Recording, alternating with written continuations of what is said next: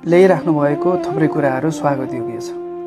म आफैले पनि हेरेको छु र म आफै पनि त्यस बैठकमा गएर उपस्थित भएको छु। जस्तो कि कोशी प्रदेशका प्रत्यक्षतर्फबाट विजेता हुनुभएका सम्पूर्ण पार्टीका व्यक्तित्वहरूलाई, मान्यज्यूहरूलाई उहाँले बोलाउनु भयो। उहाँले बोलाएर त्यसपछि तपाईहरुको जिल्लाको मुख्य कुराहरू के छ, आजको भोलि नै गर्नुपर्छ भनेर उहाँले सोध्नु भएको थियो। त्यसलाई उहाँले सटिकसँग जवाफ दिएर उहाँले यो बैठक चाहिँ समाप्त गर्नुभएको थियो। त्यो जवाफ के थियो त भन्दाखेरि अहिले बजेटको आकार सानो छ, त्यसलाई फराकिलो पार्ने हामीले प्रयास गरिरहेछौँ र सँगसँगै हामीले कसैलाई पनि काखापाखा नगरिकन हामीले आवश्यकता र प्राथमिकताको हिसाबले त्यसलाई अगाडि बढाउँछौँ भन्नुभएको थियो।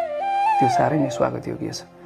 त्यो मात्र नभएर अर्को कुरा फेरि नयाँ के गर्नुभएको छ त भन्दाखेरि एउटा च्याट ग्रुप पनि बनाउनु भएको छ।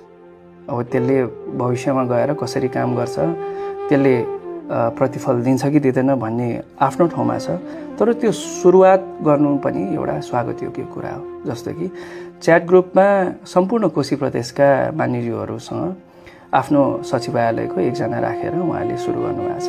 जे कुरा अप्ठ्यारो पर्छ, जे कुराहरू प्रधानमन्त्री समक्ष तपाईँले राख्न चाहनुहुन्छ, त्यो कुरालाई चाहिँ यहाँ च्याट ग्रुपमा लेख्नु होला, हामीले त्यसलाई छिटो छरितो रूपमा प्रयास गर्छौँ भनेर उहाँले ग्रुप बनाउनु भएको छ। 100वटा उहाँले जुन चाहिँ अगाडि सार्नु भएको छ, त्यसमा पनि केही कुराहरूमा हाम्रो सजेसन हुनसक्छ, त्यसलाई हामीले अगाडि सार्छौँ। तर त्यो स्वागतयोग्य काम हो, त्यसमा औँला उठाउने कुनै पनि ठाउँ छैन।